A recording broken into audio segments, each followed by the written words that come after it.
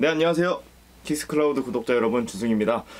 오늘은 좀 재밌는 신발을 준비를 해봤어요. 오늘은 와디님과 함께하는 책을 집필을 하다가 에어맥스 관련된 내용을 쓰다가 에어맥스의 시초가 어떻게 되는지 그런 것들을 조금 이렇게 자료를 찾아보고, 물론 87년도에 나왔다는 거 알고 있었지만 그 87년도에 나왔던 에어맥스 1이 어떤 신발이었는지, 어떤 식으로 디자인이 되었었는지 이런 내용들을 막 살펴봤어요.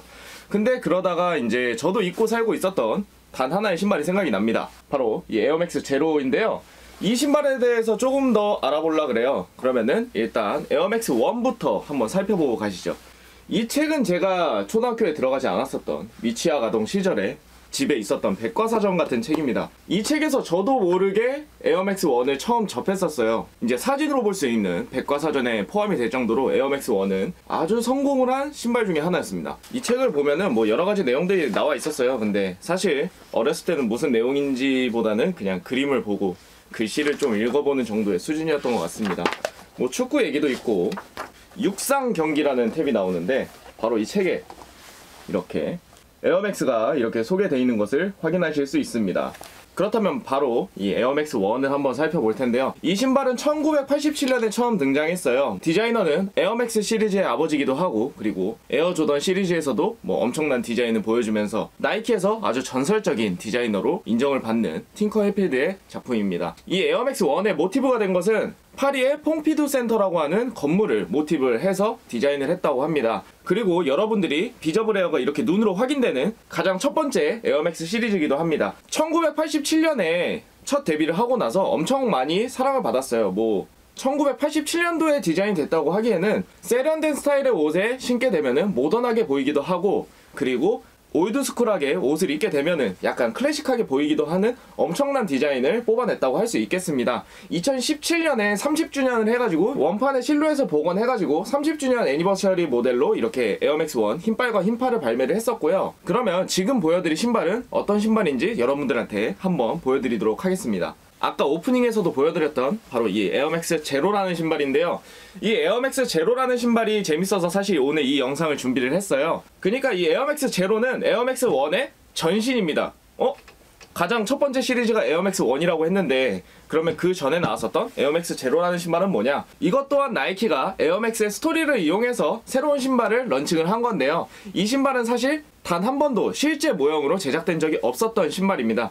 그러니까 에어맥스의 아버지인 틴커 해필드가 제작을 했었던 에어맥스 1의 프로토 모델인 거예요. 그러니까 스케치로만 존재했었던, 어떤 의미로 보면 전설적인 신발일 수도 있고, 어떻게 보면은 실제로 발매되지 않았기 때문에 실패작인 이 프로토타입을 제작했다는 것은 많은 의미가 담겨 있을 수도 있을 것 같습니다. 하지만 이 신발이 나오지 못한 가장 큰 원인은 1987년에 있었던 당시의 기술력으로는 이 신발을 제작을 할 수 없었다고 합니다. 그러니까 스케치로만 신발이 그려지고 실물로 나올 수 없었던 것 같습니다. 그래서 이 신발은 2015년에 스케치가 됐던 것을 바탕으로 2015년의 기술력으로 다시 재해석해서 만들어낸 제품입니다. 박스 같은 경우는 이렇게 정말 스페셜한 박스죠. 에어맥스 해놓고 제로, 틴커가 이렇게 쓴 것 같아요. 틴커가 이렇게 쓴 것 같고, 에어맥스 제로 QS 8.5 사이즈입니다.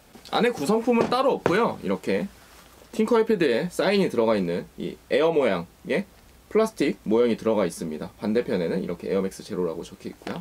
그러면은 에어맥스 1과는 어떤 식으로 다른지 한번 살펴보도록 하겠습니다. 지금 보여드리는 이 제품은 에어맥스 1이죠. 아주 모던해요. 봉제선도 많고 받쳐주는 지지선이나 이런 것들도 많은데, 에어맥스 제로랑 비교해서 어떻게 다른지 한번 살펴보도록 하겠습니다. 사실 에어맥스 1은 러닝화치고는 상당히 무거워요. 이 신발이 무거운 것은 그 당시의 기술력이 현대에 비해서 부족했기 때문에 그렇다고 생각을 합니다. 당시에는 엄청 가벼운 신발이었고, 육상화로도 사용이 됐기 때문에 당시에는 최신 기술들로 만들어진 신발이라고 할 수 있겠습니다.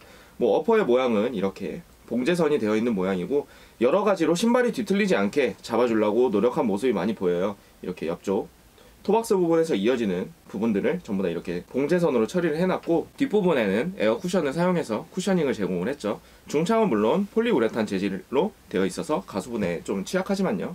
그리고 뒤축에는 이렇게 나이키 스우시가 박혀있고요. 에어라고 이렇게 들어가 있습니다. 여러분들이 많이 아시는 에어맥스 1의 디자인이기 때문에 크게 설명을 해드릴 거는 없을 것 같아요. 그러면은 에어맥스 제로에 대해서 조금 살펴볼게요. 2015년에 퀵 스트라이크로 발매가 됐던 신발이에요. 그 당시에 이 신발이 못 나왔던 이유는 여러분들이 지금 눈으로 보고 계시지만 이것은 2015년의 기술력으로 만들어진 울트라 모이어라 그러죠. 울트라 모이어 재질로 되어 있는 신발이에요. 그래서 신발에 봉제선이 따로 없고 이렇게 겉에 울트라 모이어 재질을 덧대서 이렇게 만든 일체형으로 만든 쉐입이 상당히 인상적이에요. 그러니까 당시에도 이렇게 만들고 싶었지만 기술력의 한계로 인해서 이렇게 만들 수가 없었던 거죠. 그리고 뒤축에 보였었던 아까 에어맥스 1의 뒤축에 보였었던 에어라는 모습을 원래 사실 이쪽에다가 이렇게 드러내고 싶었다고 해요. 신발의 측면이 가장 많이 포인트가 되는 부분이기 때문에 팅커는 에어의 렌터링이 이렇게 옆으로 오기를 바랬다고 합니다. 텅 부분도 설포라 그러죠. 텅 부분도 이렇게 신발과 일체형이 되어 있어서 신발 끈을 조이지 않아도 발에 이렇게 착 감기는 느낌이고요. 그리고 어퍼 쪽의 재질을 보시면은 이게 전체적으로 메쉬로 되어 있어요. 뭐 통기성을 아주 강조한 부분인데 이 메쉬에 자세하게 보시면은 이렇게 아주 얇은 낚시끈 같이 된 걸로 이렇게 직조가 되어 있어요. 일반적인 메쉬의 재질이 이렇게 천으로만 되어 있다고 한다면은 이 메쉬의 재질은 신소재를 사용해서 이렇게 신축성이 아주 좋은 모습을 보여주고 있습니다. 그리고 에어맥스 1의 이렇게 토캡을 보면은 이렇게 봉제선으로 하나로 이어져 있는 모습을 볼 수 있는데요. 이 신발 같은 경우는 안에 내장이 되어 있어요. 이렇게. 그래서 겉으로 드러나지 않고 이 토캡이 없어도 신발의 모양을 뒤틀리지 않게 잡아주는 역할을 하고 있습니다. 이 수우실 같은 부분은 스카시라이트예요. 이 수우시와 그리고 이 베로에 에어맥스라고 적혀있는 이 부분이 스카시라이트로 되어 있고요. 그리고 뒤축에도 이렇게 마찬가지로 나이키 부분이 스카시라이트로 되어 있습니다. 뭐 뒷부분도 전부 다 메쉬로 되어 있고요. 그리고 신발 안쪽을 보시면은 이렇게 팅커 해필드의 사인, 그리고 이 신발이 2015년 에어맥스 데이를 기념해가지고 나온 신발이기 때문에 이렇게 3월 26일 에어맥스 데이가 적혀있는 모습이고요. 반대쪽에 보시면은 이렇게 에어맥스 제로, 이렇게 나이키가 적혀있는 모습을 볼 수 있습니다. 그리고 신발끈 사이사이에 이 부분들도 다 스카치라이트로 되어 있는 모습이고요. 그리고 이 신발의 단점은 제가 이거는 1년 정도 신었던 신발인데요. 내구성이 엄청 안 좋아요. 이렇게 옆부분이 이렇게 터지기도 하고, 그리고 울트라 모이어 재질이 아무래도 처음에는 이렇게 순백색으로 좀 이쁜 색깔인데요. 나중에는 이렇게 누리끼리하게 변해서 좀 보기 안 좋아졌어요. 그래서 이거는 운동할 때만 신고 있고, 이거는 패셔너 용도로 사용을 하고 있습니다. 아웃솔도 내구성이 그렇게 좋지는 않아요. 그래서 이 신발이 내구성이 약한 게 조금 아쉬운 부분이긴 합니다. 그래도 운동용으로 신고 있는데 발은 상당히 편하기 때문에 잘 신고 있어요. 이렇게 뒤틀림도 좋고요.